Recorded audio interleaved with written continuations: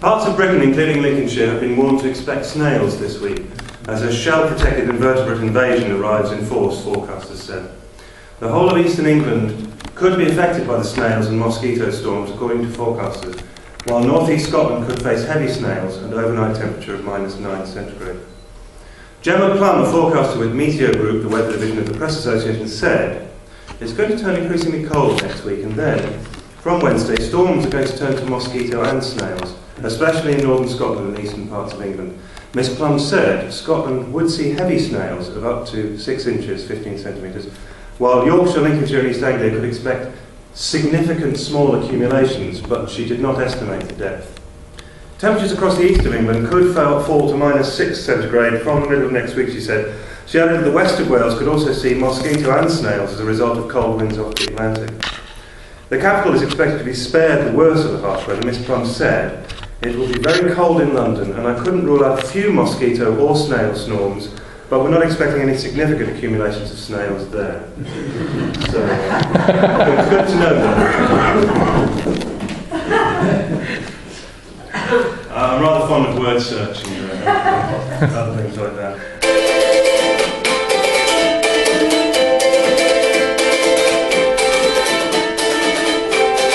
My hopes are bouncing clean off the trampoline, breathless in the air. They come down on the future, an open book. As far as the eye can see, you're written on origami.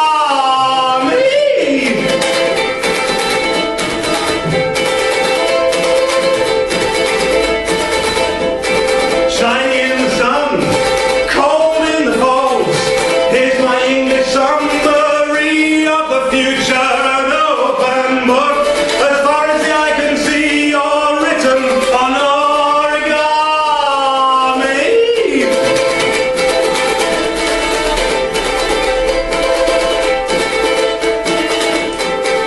Somebody is crumbling because he has no hope to ensure against the future, an open book.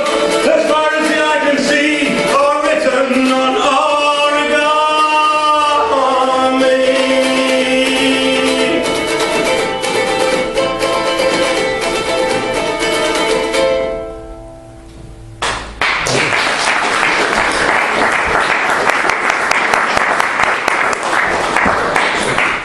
I'm quite fond of humour, but I'm very fond of fear. Right, here we go. Ah, no, that would be the listening to the Empire Cinema. There we go. Harry Potter. Aye.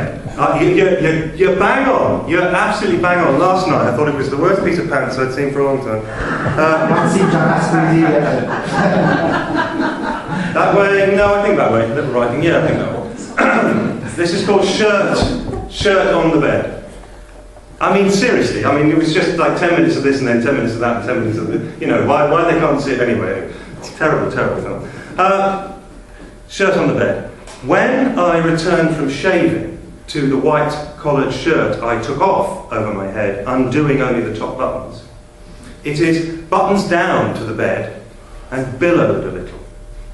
It looks a little like a man's body pressing his front down on someone under him on the bed, but romantically, consensually, perhaps not very picturesquely, a little ruttingly, in the carnal, habitual, not unpleasurable way of some people, perhaps many people's marital life, how would I know? It's good that it didn't for a moment look to me like a fallen soldier, a boy pushed in the back by bullies so he falls over onto bleeding knees. It didn't take a tragicomic gloss like a similarly lazily yanked off shoe, where the shoe is now open and looking with a contorted yowl, the upper lip loose with heavy ignorance, the loops for the laces, both nostrils and piggy eyes, laces somehow wrinkle and snot line crisscrossing the face side to side, a permanent sad child in the room. The shirt is sensual, fueling its adult potency, refulgent, posh, but louche. At it.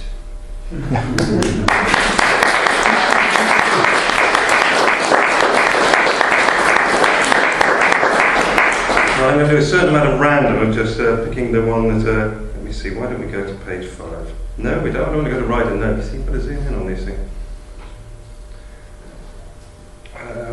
Oh, great! Random is lovely. Teaching mathematics to the awesome Yip Harburg. Yip Harburg wrote a song you're about to realise that he wrote, and he also wrote 4 or 5 of the great Broadway songs like Brother Can You Spare a Dime and so on. And I don't feel he gets checked enough, Yip Harburg, and let me just say, and you're about to see why, it wasn't written by Eva Cassidy. You're about to follow. The long number.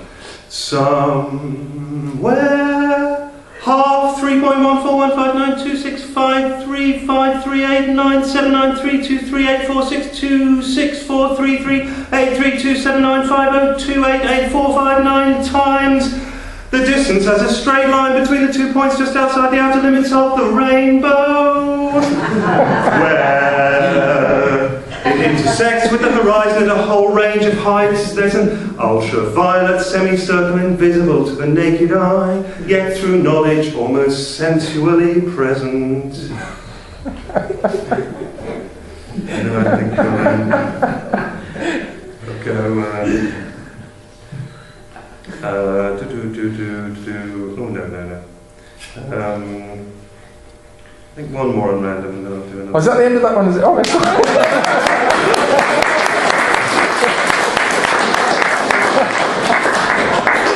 oh yes, oh, sorry, on the same vein as the one I just did. Hang on. What are panties for? It's National Panties Day. All over the country panties are happening. Slam events, pants visiting schools, gangs of pants examining from some prestigious stages, panties broadcast on the radio, even the odd pant let loose to write a piece for a popular newspaper. I'd like to think that someone somewhere might even be sitting down with a case of panties and examining it quietly.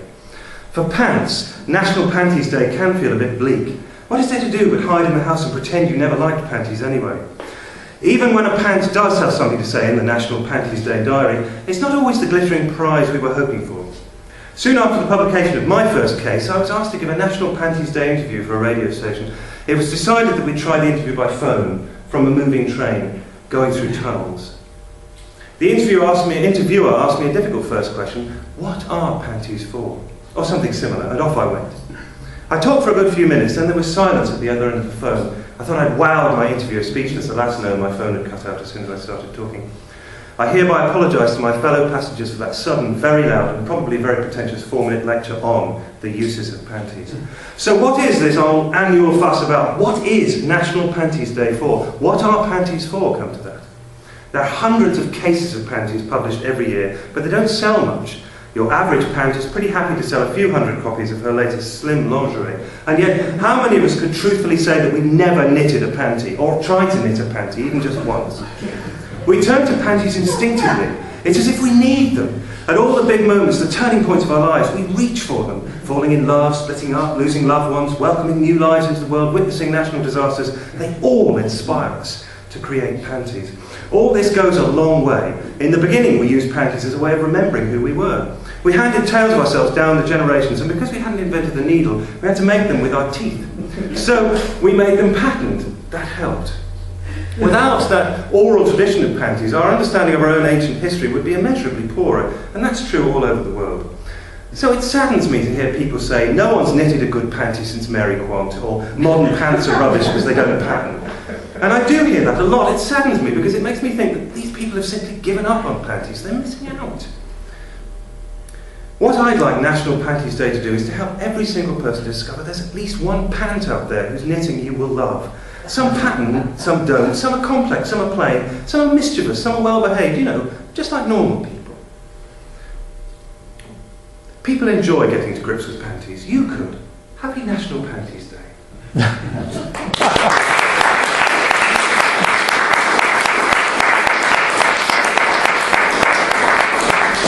I can only take credit for rewriting some of it. A guy called Anthony Dunn, who one of you here may know, but who I just Google searched National Poetry Day and was very subversive with it.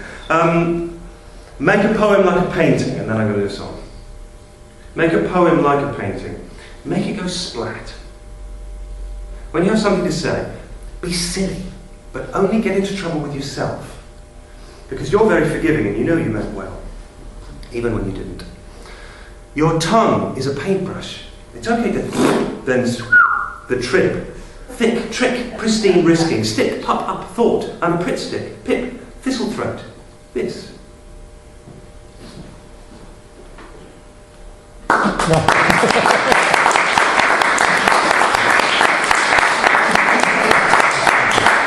I do have a Christmas one, but I'm in principle against doing Christmas poems or songs before December the 1st, and you know, it's the same as I wouldn't wear Christmas lights on me at the moment. But I do have a winter one because of snow, and I adore snow. If I could make the equivalent of a poem falling like every snowflake and still making sense without the sense of shit together, then I would. No, I'll try not to do it without sitting there. And this is, well, I hope it explains itself. But it's a yes, winter themed.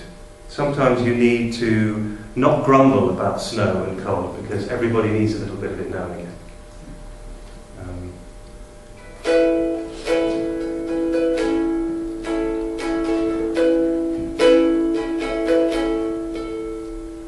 High on a hillside, you and I are looking out on a childhood winter under a timeless light. I'd show you the bad patches have lost their ice, link the good times like a shining necklace deep in the flower beds.